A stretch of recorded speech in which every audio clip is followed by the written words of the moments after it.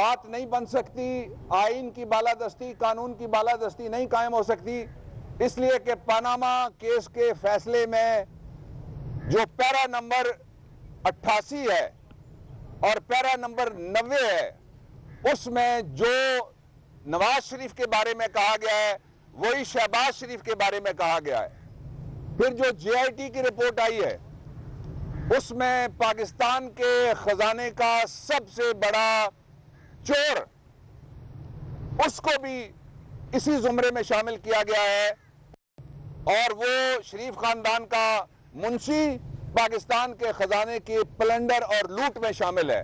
اس لیے نواز شریف استعفیٰ دو، شہباز شریف استعفیٰ دو، اسحاق ڈار استعفیٰ دو۔ دوسری بات یہ ہے کہ میرے پاس اس وقت موبائل میں ایک ایسا کاغذ ہے جو باقاعدہ طور پہ ایک آزاد اور خود مختار ملک دبئی کے محکمہ انصاف نے جاری کیا ہے۔ اس کاغذ کے مطابق جو نواز شریف صاحب ہیں انہوں نے پاکستان میں پنجاب میں اقتدار دیکھنے کے بعد اپنے آپ کو مارکیٹنگ مینیجر کہہ کے ایک کمپنی کی سربراہی کی، 10,000 درہم ان کی تنخواہ تھی، 5,000 درہم ان کا الاؤنس تھا۔ انہوں نے اس کمپنی سے اکاموڈیشن رہائش مانگی، کھانا پینا مانگا، اور ساتھ ٹرانسپورٹ کے لیے بھی یس لکھا کہ مجھے یہ بھی چاہیے۔ اپنی تعلیم انہوں نے اس میں LLB لکھی، اور اپنا پتہ انہوں نے اس میں 180 181 ایک ماڈل ٹاؤن لکھا۔ یہ ساری باتیں پاکستان کا پوری دنیا میں اس وقت پاکستان عالمی لطیفہ بن گیا ہے۔ یہ اپنی کرپشن چھپانے کے لیے اس ملک کو کتنا تنہا اور کریں گے۔ ایسا ہی ایک سرٹیفکیٹ جاری کیا ہے قطر کی حکومت نے، وہ بھی میرے پاس موجود ہے، جس میں قطر کی حکومت نے کہا ہے کہ یہاں کوئی منی ٹریل وغیرہ نہیں آئی، یہاں کوئی پیسے ہمارا سینٹرل بینک کہتا ہے جو دعوے یہ کر رہے ہیں وہ نہیں آیا۔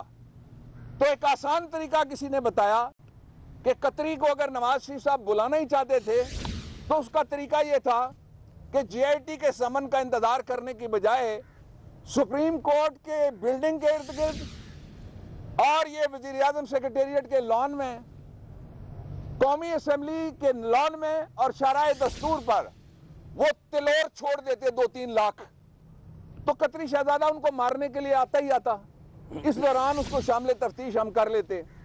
انہوں نے پاکستان کا نام ساری دنیا میں بدنامی کی نشانی بنانے کی یہ کوشش کر رہے ہیں۔ اس لیے ہم یہ پوری اپوزیشن کی طرف سے یہ مطالبہ ہے، جس کو تحریک انصاف اون بھی کرتی ہے، لیڈ بھی کرتی ہے، ان کے ساتھ بھی ہے، ان کے درمیان بھی کھڑی ہے، کہ یہ تینوں اشخاص فوراً استعفیٰ دیں۔ اگلی بات،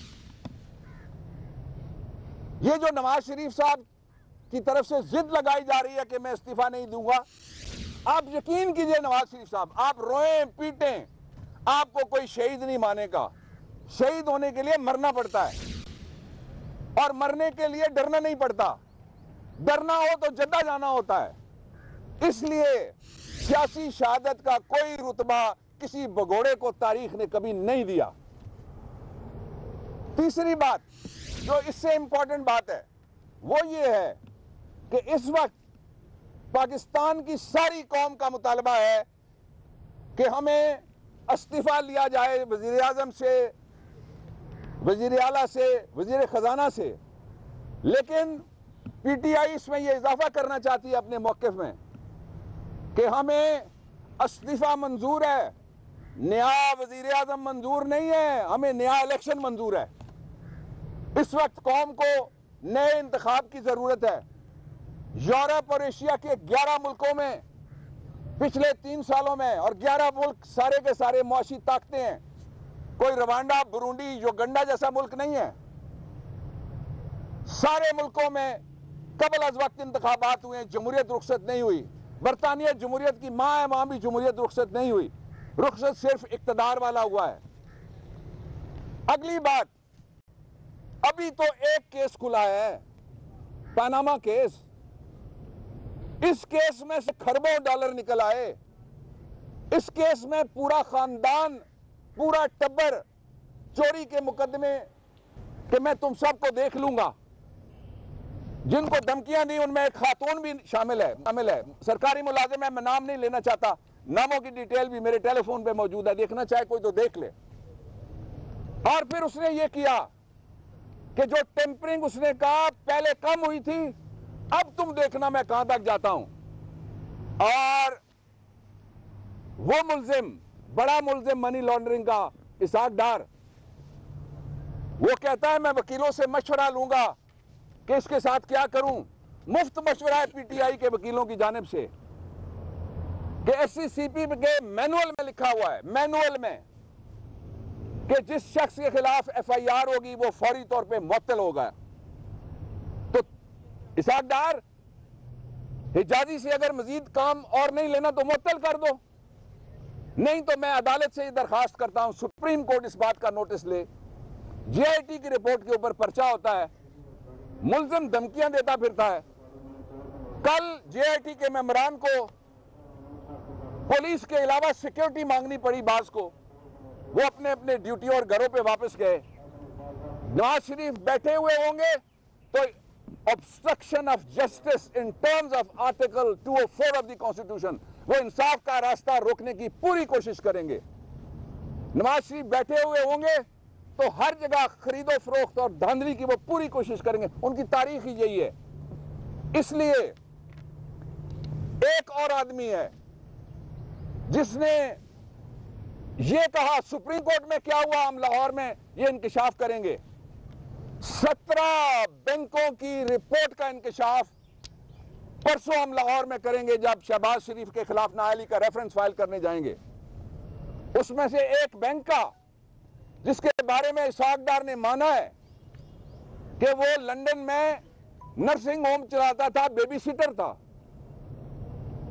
اس کو نیشنل بینک آف پاکستان کا سربراہ بنایا گیا. پھر اس کی سربراہی میں انہوں نے کہا کہ ہم نے یہ اس کو 6 ارب روپے واپس کر دیے اور ہمارا قرضہ ختم ہو گیا. 16 بینک ابھی باقی ہیں، ہم نام بتائیں گے، سپریم کورٹ کے فیصلے میں ہے نام. اس لیے دھاندلی کے اس نظام کو پاکستانیوں ایک دھکا اور دو.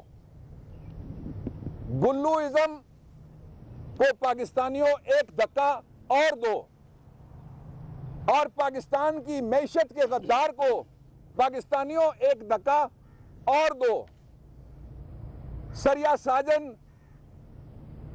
اور جنگلہ جندال اور مودی کے یار کو پاکستانیوں ایک دھکا اور دو.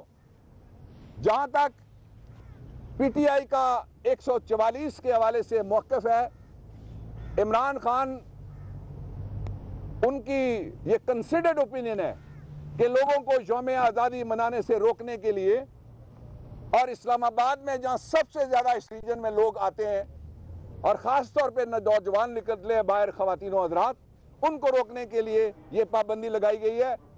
اس کو نعیم بھائی نے مسترد کیا، پی ٹی آئی اس کو مسترد کرتی ہے، اور ہم اس کے خلاف اگلے چند روز میں پی ٹی آئی کی طرف سے اسلام آباد ہائی کورٹ کے اندر ریٹ پٹیشن دائر کرنے جا رہے ہیں. 2 فیصلے اسلام آباد ہائی کورٹ کے ہیں، ایک فیصلہ سپریم کورٹ آف پاکستان کا ہے کہ لوگوں کی آمد و رفت پہ پابندی نہیں لگائی جا سکتی. ڈر کس بات کا ہے وہ کہہ کے میں اجازت لوں گا. if there is any question you are most welcome. ڈر اس بات کا ہے کہ آج پاکستان میں جس شہر میں بھی 4 نوجوان اکٹھے ہوتے ہیں وہ 8 دفعہ گو نواز گو کا نعرہ لگاتے ہیں، اور ان کو پتا ہے کہ 14 اگست والے دن، ان کو پتا ہے کہ 13 اگست کی رات کو، ان کو پتا ہے کہ جو جلسہ ہوگا، جو جلوس ہوگا، جو ریلی ہوگی، جو نوجوان باہر نکلے گا، اس کی زبان پہ صرف ایک نعرہ ہوگا، گو نواز گو. لیکن ہم عوام کے جذبات کا احترام کرتے ہوئے ہم عدالت جا رہے ہیں، وہاں سے انشاءاللہ ان کے خلاف آرڈر ہم لینے کی کوشش کریں گے. ایک آخری بات میں یہ کرنا چاہتا ہوں کہ ہمیں یہ نہیں بھولنا چاہیے کہ 2 اور اہم معاملات ہیں جن پر توجہ کی ضرورت ہے. تحریک انصاف اور پاکستان کے عوام نہیں بھولے کہ ماڈل ٹاؤن میں جس طریقے سے شہباز شریف کے احکامات پر نہتے اور معصوم عوام کا قتل عام کیا گیا، اس کی رپورٹ کو دبا دیا گیا۔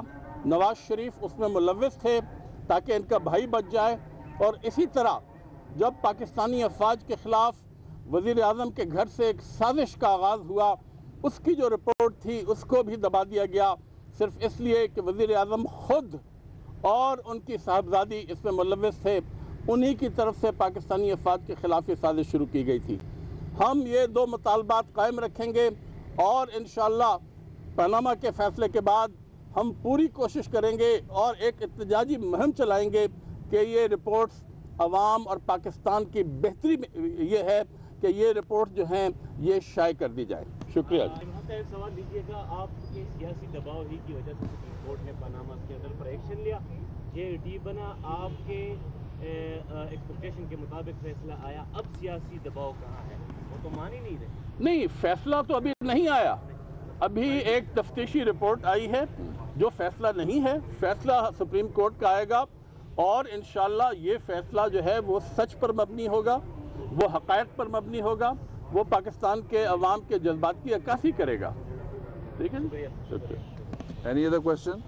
Thank you.